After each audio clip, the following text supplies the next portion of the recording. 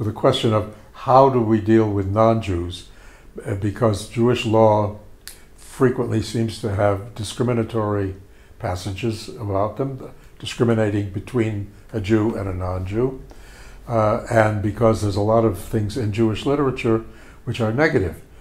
So what do we do about this?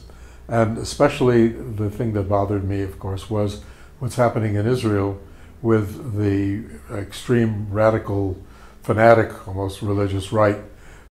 But you have outrageous piskei halacha that have come from some of the rabbis, including people who are official rabbis under the chief rabbinate.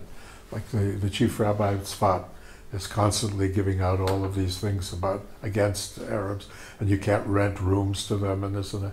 And then, well, just recently you had the Sephardi chief rabbi making his speech in which he talked about no non-Jew should be allowed to live in Eretz Yisrael. I would send them all to Turkey. All of this kind of stuff. So this bothers me a great deal.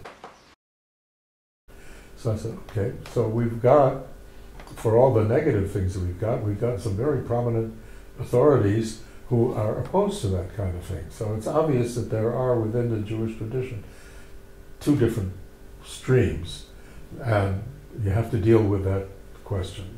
Okay, so then that's it. So I proposed to the committee we should have a tshuva. We should write a tshuva on the question of the status of the non-Jew in Jewish law and in Jewish literature and lore, and what it should be today and how we should deal with all of this. And they agreed that it was an important subject, and they asked me to write it. And so I did. Okay. There are two kinds of things in which Jews and non-Jews are differentiated from. In one, it's just a differentiation which you can, after all, we are different. And there's no reason why it's not anti-non-Jews if you say that a Christian can't have an aliyah to the Torah. Okay? Okay, you're differentiating, but yeah, Jews may have an aliyah to the Torah, non-Jews may not. But that's not discriminatory. It's only marking the distinctions between that. That's okay. But then they have discriminatory things. If you have a law which says that, and there was such a law, that on Shabbat you can rescue a Jew, but you can't rescue a non-Jew, that's already discriminatory. And we have to find a way to say that that law is not to be considered, what's the word for it?